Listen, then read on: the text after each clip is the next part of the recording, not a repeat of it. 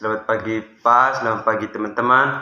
Perkenalkan, nama saya Adan Suirangga, NIM 2025410024, mahasiswa program studi manajemen Fakultas Ekonomi dan Bisnis Universitas Flores. Pada kesempatan ini saya akan memaparkan analisis beberapa masalah ekonomi, sosial, dan politik berdasarkan perspektif sosiologi dan politik. Topik yang akan saya bahas meliputi politik dan pertumbuhan ekonomi, pemburu rente, bisnis dan politik dalam proses perumusan kebijakan Indonesia, serta sosiologi ekonomi dan politik. Keempat topik ini dipilih karena memiliki hubungan yang sangat erat dengan kondisi kehidupan masyarakat Indonesia saat ini. Yang pertama, politik dan pertumbuhan ekonomi. Pertumbuhan ekonomi merupakan proses meningkatnya produksi barang dan jasa ditandai dengan meningkatnya pendapat masyarakat dan pembangunan suatu negara. Namun pertumbuhan ekonomi tidak hanya dipengaruhi oleh faktor ekonomi melainkan juga oleh kondisi politik. Dalam kenyataannya, kondisi politik yang stabil akan menciptakan rasa aman bagi investor untuk menambahkan modalnya. Sebaliknya, apabila terjadi konflik politik, korupsi atau ketidakpastian kebijakan, maka investasi akan menurun dan pertumbuhan ekonomi menjadi terhambat.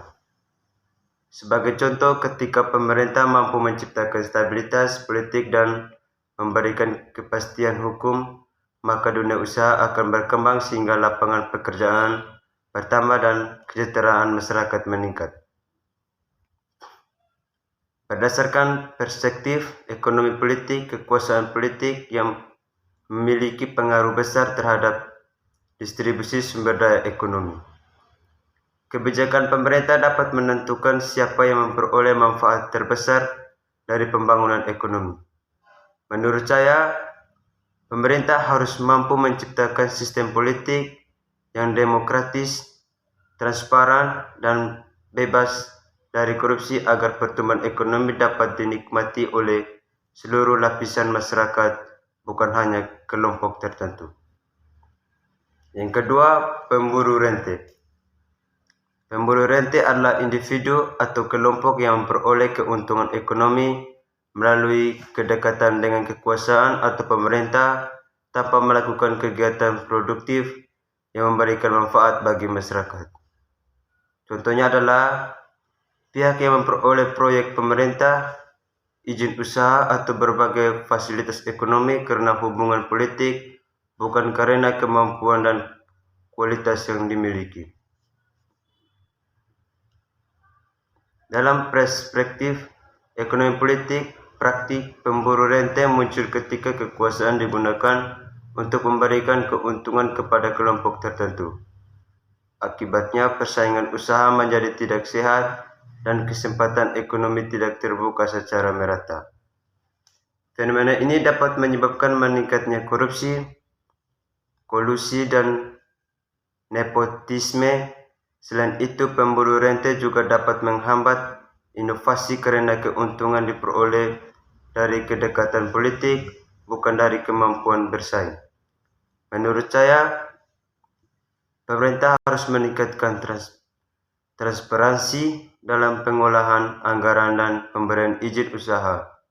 Selain itu, pengawasan dari masyarakat dan lembaga hukum perlu diperkuat agar praktik pemburu rente dapat diminimalisir.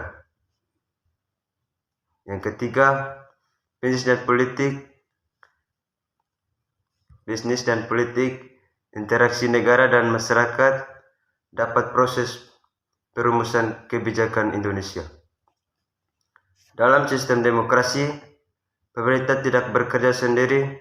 Dalam membuat kebijakan terdapat berbagai pihak yang terlibat seperti pelaku usaha, organisasi, masyarakat, akademisi, dan masyarakat umum.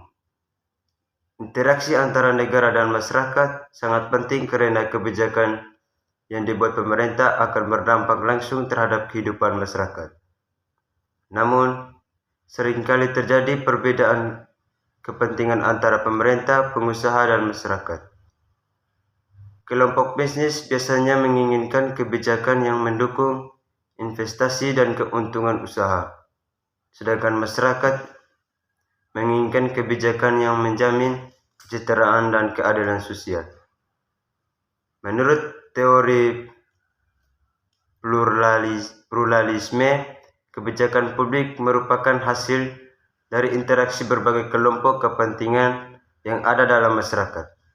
Oleh karena itu, pemerintah harus berperan sebagai penegak agar tidak ada kelompok yang terlalu dominan dalam mengaruhi kebijakan. Menurut saya, proses perumusan kebijakan harus dilakukan secara terbuka dan melibatkan partisipasi masyarakat. Dengan demikian, kebijakan yang dihasilkan dapat mencerminkan kepentingan bersama dan bukan hanya kepentingan kelompok tertentu. Yang terakhir, keempat, sosiologi, ekonomi, dan politik. Ketiga bidang ini saling berkaitan dan tidak dapat dipisahkan dalam kehidupan masyarakat. Sosiologi mempelajari hubungan sosial dalam masyarakat. Ekonomi mempelajari cara manusia memenuhi kebutuhan hidupnya. Sedangkan politik mempelajari kekuasaan dan proses pengambilan keputusan. Banyak masalah sosial yang terjadi saat ini merupakan hasil dari interaksi antara faktor sosial, ekonomi, dan politik. Sebagai contoh, kemiskinan tidak hanya disebabkan oleh rendahnya pendapatan, tetapi juga oleh rendahnya pendidikan, terbatasnya kesempatan kerja, serta kebijakan pemerintah yang belum efektif. Begitu pula dengan pengangguran dan kesenjangan sosial yang seringkali dipengaruhi oleh kondisi ekonomi dan kebijakan politik yang berlaku.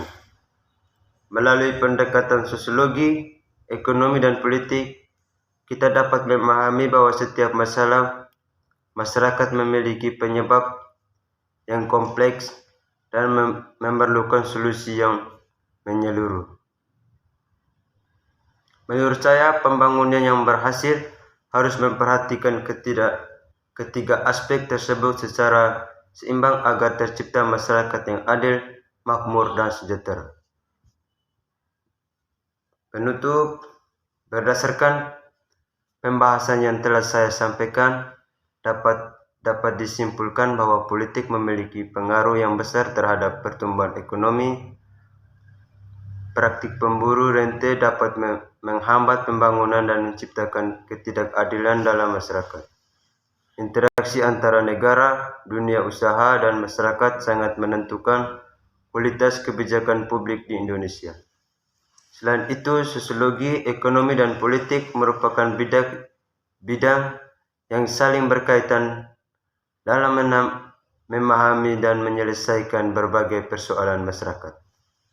Oleh karena itu, diperlukan pemerintah yang transparan, partisipasi masyarakat agar aktif, serta pembangunan yang berorientasi pada kesejahteraan bersama agar tercipta kehidupan sosial, ekonomi, dan politik yang lebih baik.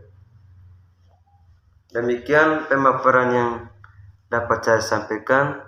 Terima kasih atas perhatian Bapak, Ibu dosen, dan teman-teman sekalian. Selamat pagi. I just had to let you know you're